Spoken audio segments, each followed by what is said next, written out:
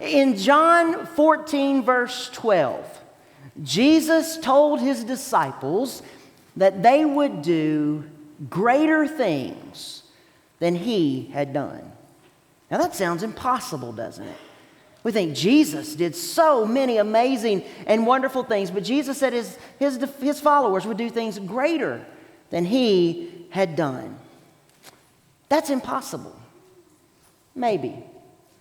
How do you start doing the impossible?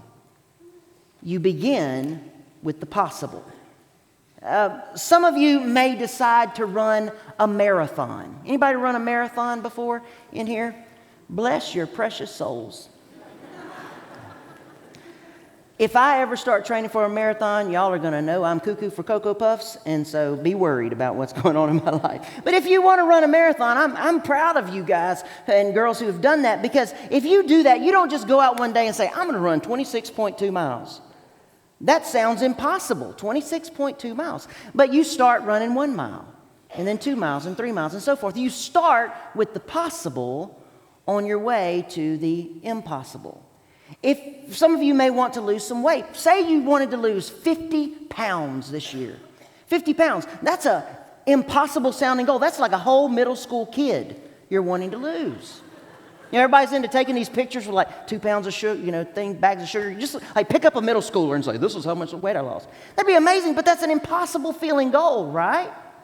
But you start with the possible. You cut out some things from your diet, some drinks from your diet. You start getting a little bit of exercise, and you start with the possible. If you decide to get out of debt, the big number may seem impossible, but you cut some spending. Maybe you pick up some extra income. You start paying the smaller debt first. You pay that off, and then you take what you were spending there and you put it on the next debt, and so forth. As you snowball that debt, you begin with the possible on the way to the impossible. You accomplish the impossible by doing the possible. The things you can do one step at a time. And so today we begin this sermon series, one step at a time. Now we're going to end with a challenge in February for us as a church, for us to do the impossible. But we begin with the possible. And it's important as we start to begin where you must start if you're going to do anything. If you're going to go anywhere or you're going to do anything, you have to start with a plan. Specifically, you need a plan for your time, a plan for your life. A plan helps you manage your time, which is your most precious resource. It's hard to believe now, but for much of the 20th century, futurists predicted shorter work weeks. Back in the early 1930s, one labor expert said, when we reach the point when the world produces all the goods that it needs in just 2 days, as it inevitably will, we must turn our attention to the great problem of what to do with our leisure. Then, in 1967, there was testimony before a Senate subcommittee that claimed that by 1985, people could be working just 22 hours a week or 27 weeks a year.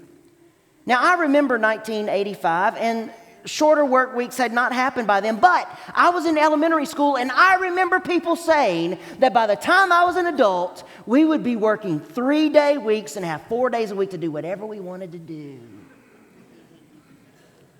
But at some point, people stopped talking that way. And I think it's because the exact opposite happened. Instead of having shorter work weeks, we now have the never-ending work week. And what they said was going to help us have the shorter work week actually created the never-ending work week, the computer. Because now what used to be 3 or 4 positions is 1. And where everybody had a secretary, now you ain't got no secretary, you got a computer. And you can log in to your office from anywhere in the world. And more than that, you have a computer in your pocket that has telephone and email and text messages and your calendar and all kinds of apps that keep you connected to work all day long, all year long. Expectations are that you are always available. There is almost no respect for personal or family time. People say things like, I know you're off, but what? Remember when they used to have to wait? Remember when someone else would take care of it?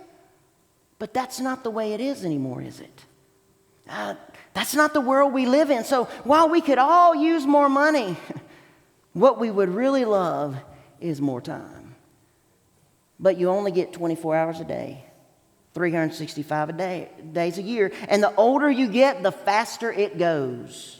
Amen? Christmas reminds me of that every year. You adults, remember when you were a kid and you started school? Christmas seemed like 180 years away.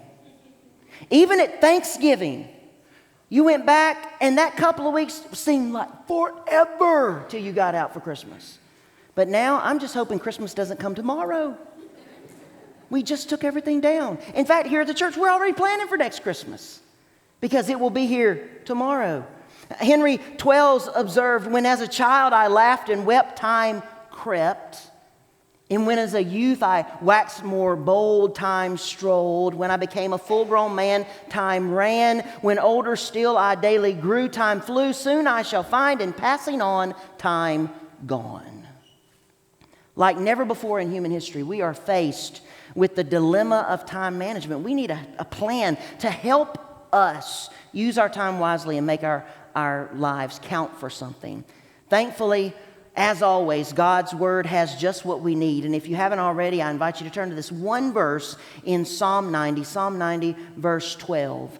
Psalm 90 has been called the oldest psalm because it's attributed to Moses. There at the beginning, right under the Psalm 90, your text probably has something like a prayer of Moses, the man of God. So way before David, way before Solomon, way before the other writers of the Psalms, Moses wrote this. And the psalm declares God's grandeur. And then it contrasts God's eternity with man's frailty. To kind of set that up, notice the ways that contrast is made. Let's look at verses 1 through 6 to kind of set the context. Moses begins, Lord, you have been our dwelling place throughout all generations. So showing that he's lasted way longer than we have. Before the mountains were born, or you brought forth the earth and the world, from everlasting to everlasting, you are God, you are infinite. But then we see about men, the contrast. You turn men back to dust, saying, return to dust, O sons of men. For 1,000 years in your sight are like a day that has just gone by, or like a watch in the night. You sweep men away in the sleep of death. They are like the new grass of the morning. Though in the morning it springs up new, by evening it's dry and withered. Do you see that contrast? While God is eternal, we wither like grass. Isn't that encouraging? And as you read this, you say, well, this kind of sounds like a funeral message. And you've probably heard this very text at one or a dozen funerals. But here's the deal. While this psalm mentions death, it's not a psalm about death. This psalm is a psalm about life and how to live a life that matters. Psalm 90 reminds us how we should use our time so our life will matter. And that's why the psalmist comes to this prayer in verse 12 where he says, Lord, teach us to number our days aright that we may gain a heart of wisdom. And so this verse helps us create a plan to manage our time by giving us some key principles to keep in mind as we plan. And the first principle is start your plan with God. Notice there how the psalm begins, teach us. Who is the implied subject of that? It's God, right? Our plan must begin with God. No plan for your time can start with you. It must start with God because time and eternity are in His hands. And so He must help you with the planning. That means before you ever start planning anything, you must submit yourself to Him. There are a couple of Proverbs that give us additional thoughts on this. The first is Proverbs 16:3 that says, commit to the Lord whatever you do and your plan will succeed. Now, that does not mean you create something and you say, here you go, Lord. You said you'd bless it, now bless it. That's not what that psalm is saying. The psalm is saying that you start that plan with God. Commit to the Lord what you do, and your plan will succeed. If you start the plan with God, that means the plan will fit God's will, which means the plan will be blessed because it fits God's will. It all goes back to God.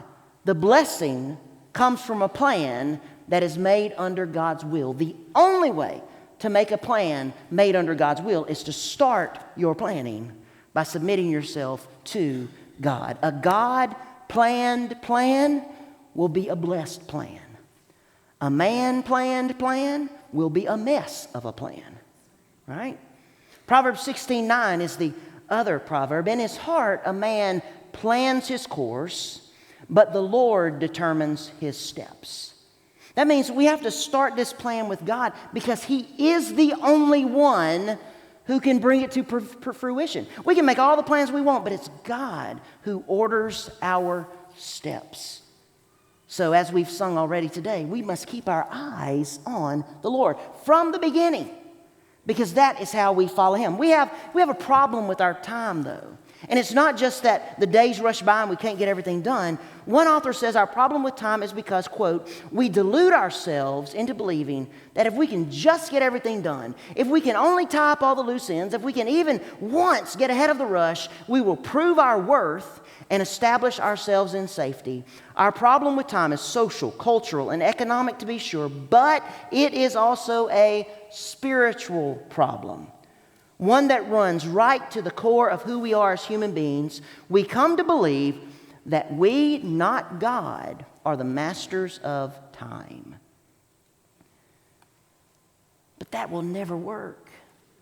You must start your plan with God. He holds time in his hands. And to start your plan with God, begin with a prayer that says, Lord, show me where to place my priorities today and this week and this month, and even at the beginning of the year, this year. And then once you've submitted yourself to God, then you can move to the next part, which is make your plans, use time wisely. Moses continues there, teach us to number our days aright. Number our days aright. Make your plan, use time wisely. Time must be used wisely because it is our most precious resource. Every day, you get a new 24 hours. No one has more than anyone else, but you cannot carry even 1 second over to tomorrow. What's here today must be used today. Once it's spent, it's gone. The good thing is, though, you can't get into debt with time either because you can't borrow from tomorrow. So you can waste this hour, but the next hour is still waiting for you, fresh and new. You can't waste it ahead of time. You could waste all day today, and yet you can't borrow and waste time from tomorrow. It's still there. So you get this new mercy every morning of a new day to begin. Someone once said, time is free, but it's priceless. You can't own it, but you can use it. You can't keep it, but you can spend it. And once you've lost it, you can never get it back. That's why time is so valuable. Everything that is your life comes out of your time. Your pleasures, your accomplishments, your money, your spirituality, your legacy, everything in your life begins with your time and how you use it. That's why it's so important that you make effective use of it. That's why Moses said, teach us to number our days aright. We must account for our days. And we can do that pretty simply because since we know how many days we've lived already, then we can anticipate how many we might have left to go. Because in verse 10, Moses says, the length of our days is 70 years or 80 if we have the strength. So think about this. A couple weeks ago, somebody in church said, Pastor, I'm living on bonus time. You are. if you're past 70 or 80. And you should say, praise the Lord for that. But that establishes the kind of usual end of life expectancy, and we see where we are. Here's what's interesting to me, is that even though this psalm was written thousands of years ago, the life expectancy of Americans is still right there. 77 is the life expectancy of Americans. 70, 80 if we have the strength. It's a little bit more in other countries. Maybe in Paris was a little higher. It's because they don't eat all the fried mess. They eat a little better in other places. Probably in the South, we're probably what brings the whole nation down to 77. Bring on the groceries. That's what our motto is. Well, obviously, 77, 70, 80 if we have strength. I mean, some live far shorter. Others live a bit longer. You know, I'm 46, and I still consider myself a young man, but if I number my days by the biblical standard, I have less ahead of me than I have behind me. And so that causes me, to number my days aright. And I hope that you do the same thing. No matter your age, numbering your days aright does not just happen. You've got to plan to use your time wisely. We either master our time or it masters us. So you must plan to use your time wisely. To plan your time, especially in the hustling, bustling years of work and home and kids and all of these things that are going on, you've got to have some helps to do that. And if you don't have a calendar and you don't have a to-do list, I don't know how you're surviving. I am ever grateful for the lesson taught me by my 5th grade teachers, Patty Eskew and Sue Cathy, who on the first day of class, when we walked in, handed all of us in class a little day planner about the size of 8.5 by 11 sheet, folded in half, and taught us that year how to plan. Every morning and every day, at the end of class, every day, we looked at those calendars. We wrote down our assignments. We looked at long-range plans, and we learned how to plan out a project and to be able to handle that as the year went. That year, we did a ton of work. In fact, some years ago, Miss Cathy said, "Stuart, I can't believe we made you do that much stuff." I said, well, it was the hardest year until seminary, but I thank God for it every day. Because that simple lesson, every year since, I've used a day planner. Now, it's on the computer and on the phone, but I've got that calendar. I live and die by it. And then I have an extensive to-do list of what's got to happen. That is the only way that we can manage what God has given us to manage. There's no way I could do everything that I do without those two tools. So as you plan to use your time wisely, set your priorities, write them down, and work on them. Have them guide your day. Otherwise, the tyranny of the not so urgent will grab up your time. And you'll still struggle with maintaining focus due to texts and emails and phone calls and assignment people coming in and all that kind of stuff. But by returning to your plan, you can always get back on track. You know, a lot of times I'll be working on something and my desk is here and my computer's here. And so I'll be working on something on my desk and I'll say, I need to check that email from something about this. And I'll turn and there's 25 more emails. And I spend the next hour going through the 25 emails, and I'm like, now why did I turn around to the computer for the first plan? I go back, there's the plan, and I get back to it. The tyranny of the not so urgent can eat your time away. You've got to plan. Having a plan keeps you from squandering time. Time is a valuable gift from God given to you as a new mercy every morning. Therefore, you cannot honor God if you waste it. We must plan to use our time wisely and honor God, especially in two main spheres of life, home and work. On average, we spend about 30% of our week sleeping, and we spend about 25% of our week at work. That leaves 45% to do whatever else you want to do. The better we use the 25% at work, the better we will use the 45% away from work, because hopefully maybe it won't follow us home, but then vice versa. And you will use it all better when you plan to use it wisely. Sometimes on the way home from work, I listen to Abraham Hamilton III on American Family Radio. And I'd usually just hear the first 10 or 15 minutes of his program, but every time, if I hit it just right, he's going to say something like this. Most of you are on your way home from your part-time job where you generate an income, on your way to your full-time job where you cultivate an outcome. I love that. Because what we call our full-time job is not our full-time job. Our full-time job is what we do outside of the really part-time job. I love that. But you've got to plan to do both of those well. And once you've started your plan with God and devised a plan to use your time wisely, you're ready for the final step, which is form your plan to make your life count. The last part of the verse gives the why for the planning. Teach us to number our days aright, that we may gain a heart of wisdom. Now, wisdom is not just knowledge. Wisdom is the ability to live in God's will for God's glory. That's why the books of wisdom, the Proverbs, Ecclesiastes, Song of Solomon are called books of wisdom, because they tell us how to live in God's will for God's glory. But we plan so that we can do that. So notice, the goal for planning is not merely so you can get everything done. It is so you can make your life count, that you can gain that heart of wisdom. You can do a lot of stuff and your life count for nothing.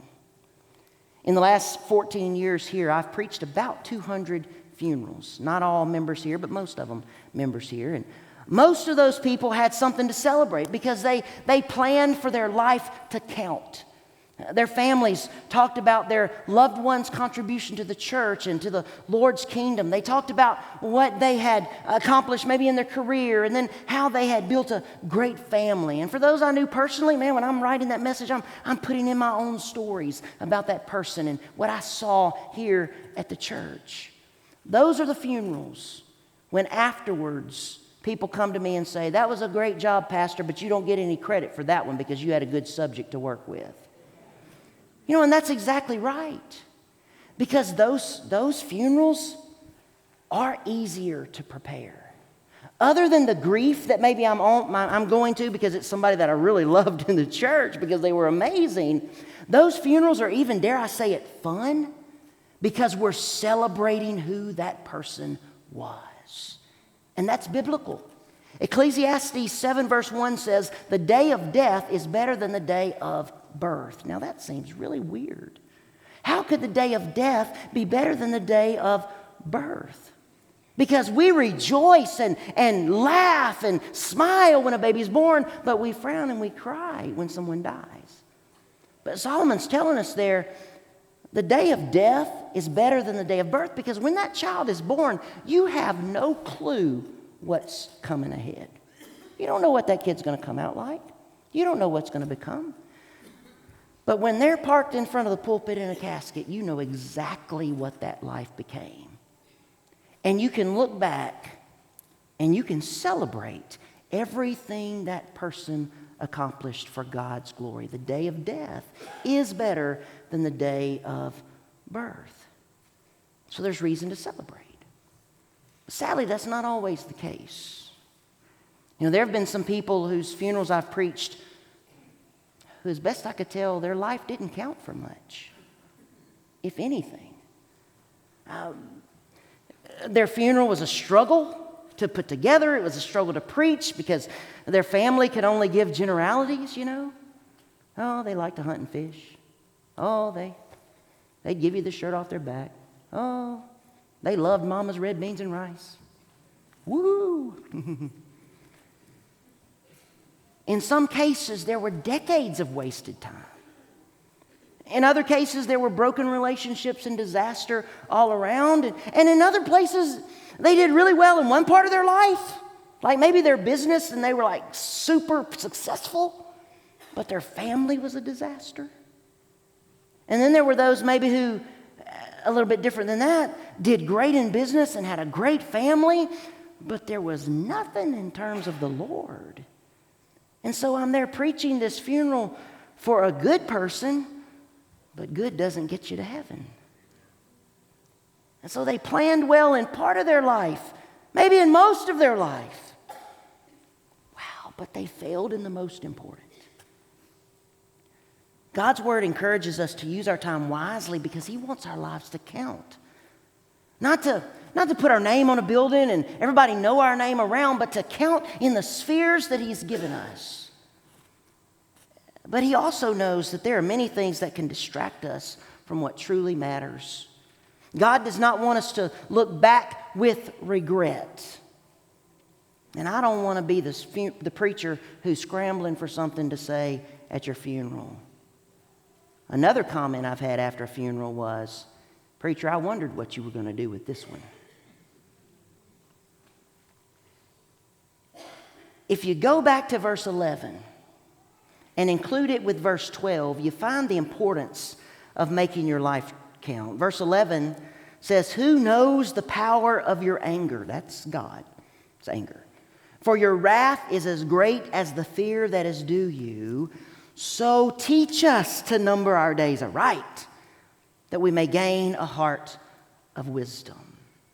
Warren Wiersbe writes, "Who really understands the power of God's anger? If we did understand it, we would not waste our lives as we do in useless endeavors. We must fear the Lord and honor Him and use our brief lives for His glory."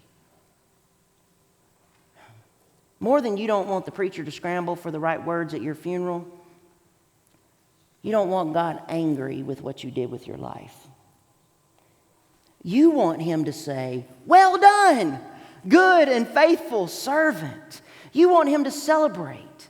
Because you see, even though God is our Heavenly Father, He is like a good and loving earthly father who gets no pleasure from reprimanding His children or being angry with them. A good, loving earthly father finds pleasure when his children live in obedience and when they're productive and they're respectful and they're godly. So make God proud. Make your life count. This morning, do an assessment. How much time could you have left? The math's pretty simple. Take the top number, 80, and maybe you say, I'm past 80. So if you're living on the bonus time, rejoice. We all hope to get there with you one day. Give praise to God and then say, "Lord, what is it you want me to do with whatever I have left? How can I make my life count? I may not be able to do all the things I did as a younger person, but what can I do now?" If you're in that kind of middle-aged stage of life and your time's running and you're maybe just a decade or so from 80 and you're like, wow, it's coming fast, ask the Lord how to make your life count. If you should have a few decades ahead before you get to that end number, take the time to make the adjustments that matter now. You can change any day you need because you remember you can't borrow from tomorrow. You only have today. And that's really a good perspective to have anyway because we're not guaranteed tomorrow. As I shared last week, I've preached some funerals recently that were instant deaths. And that reminds us that we don't know what's ahead of us. So count your days. But for each of us, what we do with our lives begins with what we do today. So what will you change today? In preparing for this message, I usually look back and the verse was familiar. So I'm like, have I preached this before? I know I have in a funeral, but have I preached this before? And I found that I preached this entire passage, this whole psalm, back for Mother's Day of 2020. Now, let me remind you what was happening in May of 2020. Need I remind you? I was standing right here looking at that camera, and y'all were at home in your pajamas eating a sausage biscuit. Now, the only good thing about that is we got to church at like 10 o'clock, went online at 10:30, we walked out of here at 11:30, bye. It was short days. But I tell you what, as I scanned through that message, I got to some questions on assessing your time. Here's what I said. Has this season of shutdown helped you realize that a little more time at home would be a good thing, even when things eventually get back to normal? Have you realized that you had some little g gods in your life and were taking the place of God? Have you realized you had some priorities out of order and this reset has helped fix that? You know what I realized as I read those questions? We didn't learn much. I'm not sure we learned anything. Because most of us, as we've gone back to normal, have gone back to normal. The only ones who haven't gone back to normal are the ones that still use, well, I won't go there. Our schedules are frantic.